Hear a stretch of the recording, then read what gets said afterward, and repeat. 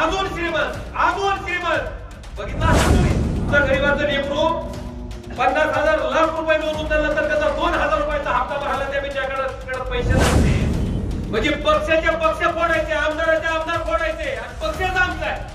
कशी आमदार फुटत होती, कशी खासदार सांगत होती लई अजिताचा त्रास द्यायला. आपण बघितला असेल महाराष्ट्रामधला कोरोनाचा काळ बघितला का नाही? अक्षरशः माणसं कशी मरत होती बघितले आपण. काय अवस्था होती, काय परिस्थिती होती.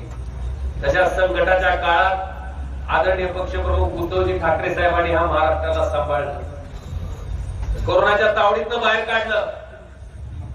देशामध्ये सगळ्यात मोठी असणाऱ्या धारावीच्या झोपडपट्टीमध्ये कोरोना नियंत्रित ठेवणं सोपं काम नव्हतं, पण तेही केलं. सगळ्या समाजातील प्रत्येक घटकाला त्या ठिकाणी सोबत घेऊन या महाराष्ट्राला त्या कोरोनाच्या संकटापासून वाचवायचं काम सुद्धा पक्षप्रमुख उद्धवजी ठाकरे साहेबांनी त्या काळात मुख्यमंत्री म्हणून पाहिलं. आपण सगळेजण साक्षीदार आहेत. उद्धव ठाकरे साहेब ज्या वेळेस कोरोनाच्या निमित्तानं समोर यायचे, कुणाला तर वाटलं का मुख्यमंत्री बोलते म्हणून आपल्याला प्रत्येकाला वाटायचं आपल्या घरातला कोणतरी माणूस आहे, आपल्या कुटुंबातला कोणतरी कुटुंब प्रमुख आहे, आपल्याला अधिकारानं सांगतोय की बाबा ह्या पद्धतीचं आचरण आपलं असलं पाहिजे. मला वाटतंय आणि त्यांनी सांगितलेला प्रत्येक शब्द न शब्द सामान्य माणसानं प्रमाण म्हणून त्या ठिकाणी त्या प्रकारची शिस्त बाळगली, ज्याच्यामुळं कोरोना आपल्याला त्या ठिकाणी नियंत्रित करता आला. आज आपल्या सगळ्यांमुळं निश्चितपणे या भागाची ताकद तर वाढणारच आहे.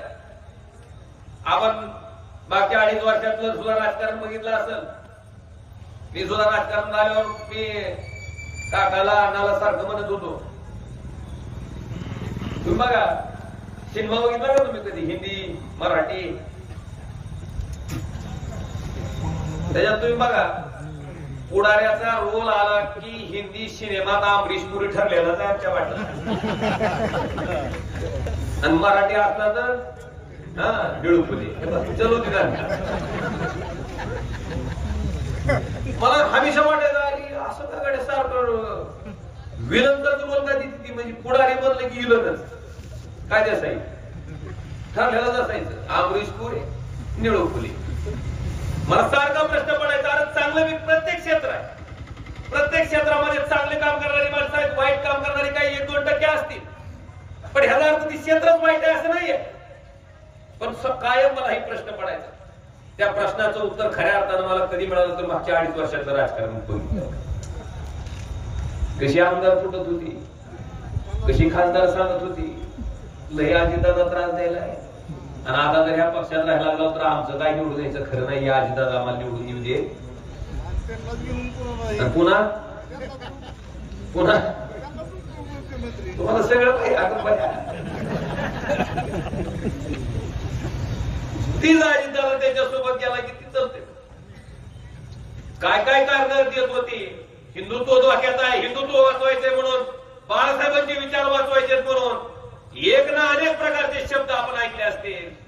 मला आवर्जून सांगायचंय की ह्या अशा पद्धतीच्या राजकारणामुळं खऱ्या अर्थानं सगळ्यात मोठं नुकसान कुणाचं झालं असेल तर भारतीय जनता पार्टीचं झालं. कुणाचा मी पक्ष फोडायचा माणसं आपल्याकडे घ्यायची. तुम्हाला पटतंय का? गावात सुद्धा एखाद्या गरीब माणसाचं घर जर मोठ्या सावकारानं जर ताब्यात घेतलं तर अख्खं गाव कोणासोबत राहतंय, सावकारासोबत राहतंय का गरीब माणसासोबत राहत? गरीब माणसा, कारण त्याला माहित असत. त्याच पद्धतीनं भारतीय जनता पार्टी वागली. पहिल्यांदा आमची पार्टी फोडली, आमचा मान नेला, आम्हाला दिली मशाल. आम्ही बघत होतो तर घड्याळवाल्याचं काय होतं तर घड्याळ गेली घेऊन त्याला दिली तू तारीख.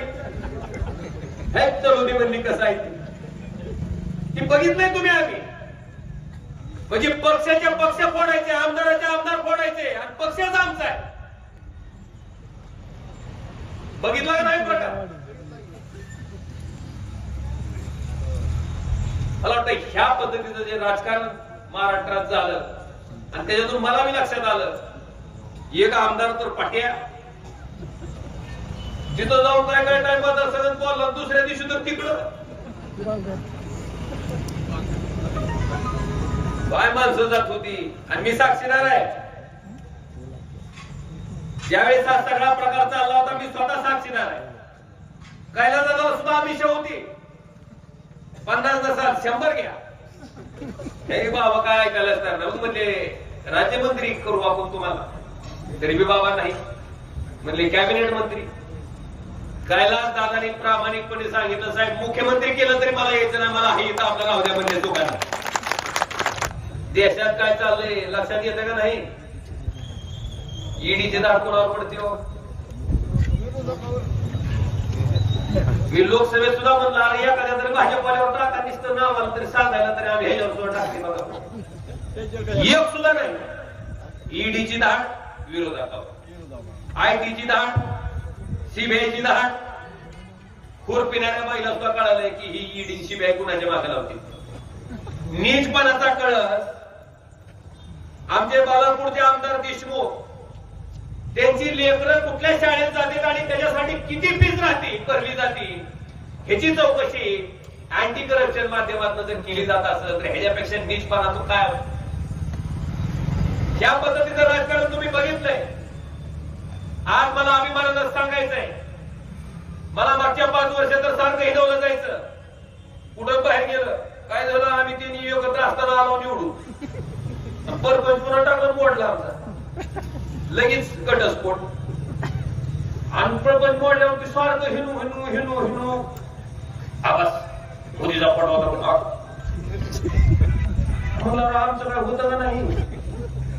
त्याला सांगितलं मी नरहिरीताई खासदार होत्या बाबा, हिंदू शिवाजी बापू कांबळे 2दा खासदार होतं म्हणलं. त्यावेळेस बाळासाहेब ठाकरे साहेबांचाच फोटो लावून लोक आली होती. इतिहास मी सांगितला पण बाजूला ऐकायला तयार नव्हते. कायम म्हणायचे अंधभक्त, कायम काय म्हणायचे मोदीच्या. म्हणून मागच्या निवडणूक झाल्यावर ह्या दुसऱ्या निवडणुकीला उमेदवारी भरल्यावर मी तुम्हाला आवाहन केलं की बाबांनो मागच्या वेळेस आपण 1,27,000 मतांनी मला विजयी केलं होतं. ह्या वेळेस ह्या निवडणुकीत त्याच्यापेक्षा एक का होणं पण आगाऊ मत टाका, म्हणजे मला छाती ठोकपणे सांगता येईल की मी बाळासाहेब ठाकरेंचा शिवसैनिक आहे आणि बाळासाहेबांच्या, उद्धव साहेबांच्या आणि महाविकास आघाडीच्या नावानं आज त्या ठिकाणी एक तरी मत अधिकच घेऊन मी या ठिकाणी निवडून आलो. गमत काय, एक मत नाही आगाऊ टाकलं. 1,27च्या दुप्पट किती होतंय? मला वाटतं टिबल 3,29,800 पेक्षा अधिकच मताधिक्य देऊन तुम्ही 72 मतदारांनी दाखवून दिलं की हा हिंदू सम्राट शिवसेना प्रमुख बाळासाहेब ठाकरेंना मतदार बांधवानो. त्याची सुद्धा जाणीव मला आहे. मला तुमच्या सगळ्याला शेतकरी बांधवाला विचारायचंय की आज तुमच्यातलं जर एखादं लेकरू इंजिनियर झालं, स्वतःचा उद्योग टाकायचं म्हणून बँकेत जर गेलं, 5 लाखाचं 10 लाखाचं कर्ज घ्यायचं असेल, 2 लाखाचं कर्ज घ्यायचं असेल तरी बँकवाला लगेच तुम्हाला म्हणतंय तुम्हाला अनुभव काय, विचारतंय का नाही अनुभव काय. आणि त्या आघाडीला पटुशाला एका बी एअरपोर्ट चालवायचा अनुभव नव्हता, एक बी एअरपोर्ट त्याच्या नावानं नव्हतं. अख्ख्या देशातली एअरपोर्ट कुणाला दिले? तेव्हा विचारलं त्याला काय अनुभव आहे. ह्या पद्धतीनं देशाचं सरकार चाललं. गरीब माणूस अजून गरीब झाला पाहिजे, किंबहुना त्याला जगता सुद्धा आलं नाही पाहिजे, त्याला जगणं सुद्धा त्या ठिकाणी सुसह्य झालं नाही पाहिजे. अशा पद्धतीनं सामान्य माणसाला मारायचं काम की केंद्र सरकार करतंय. आणि श्रीमंत माणूस अजून श्रीमंत बघितलं असेल तुम्ही. आमचं गरीबाचं लेकरू 50,000 लाख रुपये लोन उचललं तर त्याचा 2,000 रुपयाचा हप्ता भरायला त्या बिचाराकडे पैसे नसते. आणि मध्ये त्या आम्हानीच्या पोराचं लग्न झालं.